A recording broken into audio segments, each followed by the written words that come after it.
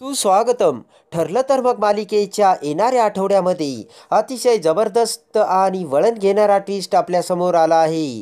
त्यामध्ये आता पेन ड्राईव्हच्या भयानक पुराव्याने अर्जुनने महिपतला जेलची शिक्षा ठोठावलेली असते आणि जेव्हा हे सत्य सायलीला समजते त्याच वेळेस आता सायली ही चैतन्यसोबत घरी येऊन महिपतला सोडवण्यासाठी साक्षी आता भयानक डाव आखते आणि त्याचबरोबर आता सायलीला दुसरे तिसरे कोणी नसून हे साक्षीने किडनॅप केल्याचे भयानक सत्य एकाच भयानक घटनेतून चैतन्य समोर येते आणि चैतन्य तो साक्षीला किडनॅप केल्याचा पुरावा घेऊन पळत असताना आता साक्षी ही चैतन्याला बघते आणि चैतन्याच्या पाठीमागे गुंड पाठवून आता साक्षी ही कसा चैतन्याला पकडण्याचा प्रयत्न करते.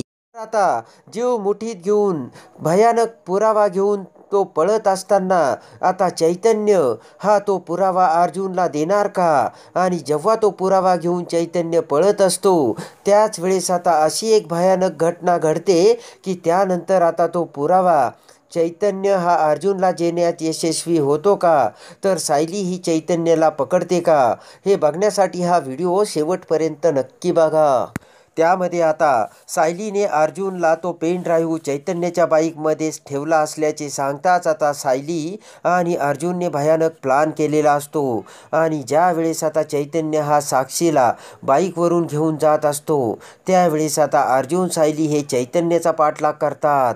तर आता हॉटेलमध्ये गेलेले चैतन्य आणि साक्षीला बघताच अर्जुन हा चैतन्याच्या बाईकजवळ येतो आणि त्या बाईकमधून आता तो पुराव्याचा पेन ड्राईव्ह अर्जुनने आपल्याकडे मिळवलेला असतो आणि तो पेन ड्राईव्ह आता घरी येऊन लॅपटॉपला जेव्हा अर्जुन कनेक्ट करतो तेव्हा आता ते सर्व पुरावे अर्जुनच्या हातात आलेले असतात आणि त्याच वेळेस आता हे पुरावे आपण कोर्टात दाखवायचे कसे असा विचार करून आता अर्जुन हा रविराजची भेट घेऊन त्याला तो सर्व पेन ड्राईव्हमधील व्हिडिओ आणि पुरावे अर्जुन दाखवतो. तर आता महिपत हा गुंड प्रवृत्तीचा असल्याचे आता रविराज समोर येऊन ताबडतोब आता अर्जुन आणि रविराज भयानक डाव खेळून कोर्टाची सुनावणी बोलावतात आणि त्याच वेळेस आता रविराज म्हणतो की माझा वकील म्हणून अर्जुन काम बघेल आणि त्याच वेळेस अर्जुनने आता भर कोर्टात महिपतचा खरा चेहरा समोर आणलेला असतो आणि आता महिपतने आता कंपनीमध्ये कसे विषारी पावडर औषधामध्ये मिक्स केली आणि कसा आता प्रतापला अडकवले याचे ते सर्व पुरावे बघून आता जजने महिपतला 10 वर्षे जेलची सजा दिलेली असते. तर आता प्रताप हा निर्दोष सुटलेला बघून सर्व सुभेदारांना आनंद झालेला असतो. पण ज्यावेळेस महिपतला 10 वर्षे जेलची शिक्षा होते त्यावेळेस मात्र साक्षीच्या पायाखालची जमीन सरकलेली असते आणि आज आपल्या अण्णांना अटक झाली आणि आपण पुन्हा एकटे पडलो. यामुळे आता साक्षीने रडण्याचा आकांत मांडलेला असतो. तर आता भर कोर्टात चैतन्य हा साक्षीला समजावतो. तर आता अर्जुन आणि सायली रागाने महिपत आणि साक्षीकडे बघून तेथून प्रतापला घेऊन निघून गेलेले असतात. इकडे मात्र आता साक्षी पुढे अंधारच अंधार पसरलेला असतो. काय करावे आणि काय नाही हे साक्षीला कळत नसतं. तर त्याच वेळेस आता चैतन्य हा साक्षीला घेऊन बाहेर येतो. तर साक्षी चैतन्याला म्हणते की अरे माझ्या अण्णांना अटक झाली. चैतन्य मी आता कशी राहू आणि अण्णांशिवाय मी आता कशी जगू. तर त्याच वेळेस आता चैतन्य हा साक्षीची समजूत घालतो. चैतन्य साक्षीला म्हणतो की साक्षी तू काही काळजी करू नको, आपण अण्णांना कशी बेल मिळते हे बघू, तुझे अण्णांना मी बाहेर काढील असे म्हणताच आता साक्षी ही चैतन्याच्या मिठीत पडते. त्यानंतर आता चैतन्य हा साक्षीला घेऊन घरी येतो. तर साक्षी काही रडण्याचे थांबत नसते आणि ते फक्त आता साक्षीचे एक मोठं चैतन्यासमोर नाटक असतं. त्यानंतर आता चैतन्य हा त्याच्या बेडरूममध्ये जाऊन सततच विचार करत असतो की हे सर्व घडलं कसं आणि अण्णांनी खरंच प्रताप काकांच्या औषधांमध्ये ड्रगची पावडर कशी मिक्स केली, म्हणजे हा महिपत हा गुंड प्रवृत्तीचाच आहे अशी आता चैतन्याची सुद्धा खात्री पटलेली असते. इकडे आता साक्षी ही अण्णांना कसे सोडवायचा याचा विचार करत असते आणि ताबडतोब अण्णांच्या गुंडांची आता साक्षी भेट घेते आणि म्हणते की आता काहीही करून तुम्ही आता थोडे दिवस लपून छपून राहा. तर आता साक्षी विचार करते की आता अण्णांना सोडवण्यासाठी आपल्याच काहीतरी पाऊल उचलावं लागेल.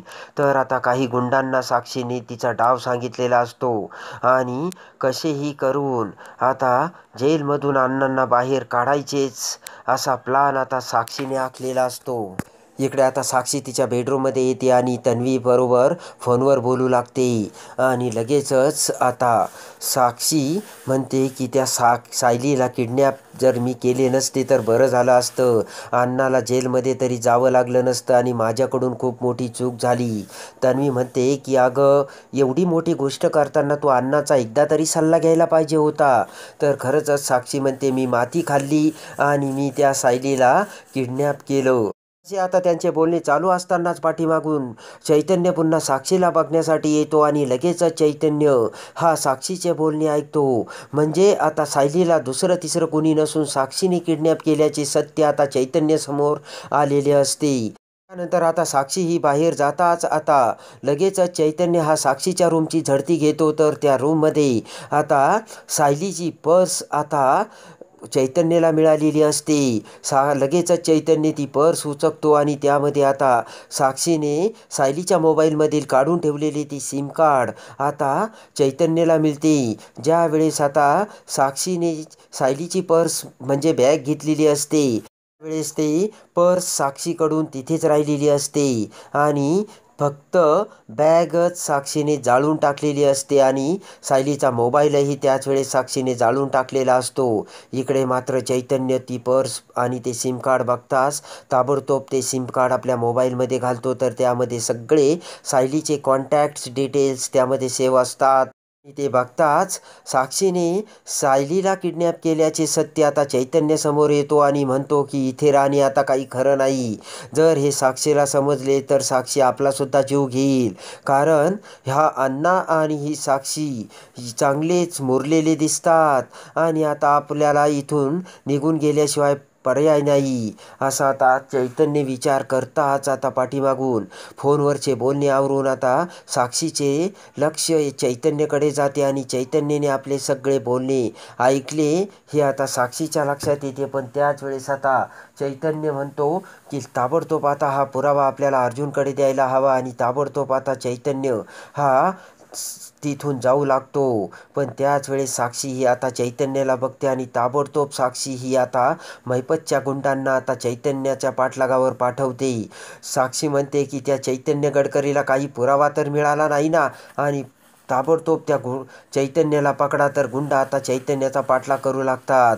तर आता चैतन्य हा पुढे पळत असतो आणि लगेचच चैतन्य हा अर्जुनची गाडी बघतो आणि पळतच आता अर्जुन अशी हाक मारत चैतन्य अर्जुनकडे धाव घेतो. तर पाठीमागून आता गुंड हे चैतन्याचा पाठलाग करत चैतन्याच्या अगदी जवळ येतात. तर आता गुंड जवळ येताच आता पुढून अर्जुन आता तिथे उभा राहतो आणि आता गुंड हे चैतन्याला पकडताच चैतन्य मोठ्याने अर्जुन अशी हाक मारतो आणि अर्जुन त्या गुंडांकडे बघतो. ताबडतोब आता चैतन्याला गुंड मारत असल्याचे बघताच अर्जुन हा त्या गुंडांकडे धाव घेतो आणि त्या गुंडांची कुत्र्यासारखी धुलाई करतो. तर ते गुंड तेथून पळून जातात. तर आता त्या झटापटीत चैतन्यकडून ते सिम कार्ड खाली पडलेले असते. तर लगेचच चैतन्य म्हणतो की अर्जुन सायलीला कोणी किडनॅप केले होते हे याचा पुरावा मला मिळाला. तर आता लगेचच अर्जुन म्हणतो की बरं झालं चैतन्य तुझे वेळीच डोळे उघडले आणि कुठेही तो पुरावा. तर आता चैतन्यकडून ते सिम कार्ड खाली पडलेले असते आणि आता चैतन्याला ते सिम कार्ड सापडून चैतन्य तो पुरावा आता अर्जुनला देणार का तर साक्षी ही अजून कोणता डाव खेळणार हे बघण्यासाठी बेल नोटिफिकेशनवर क्लिक करून आपल्या चॅनलला लाईक करा, सबस्क्राईब करा.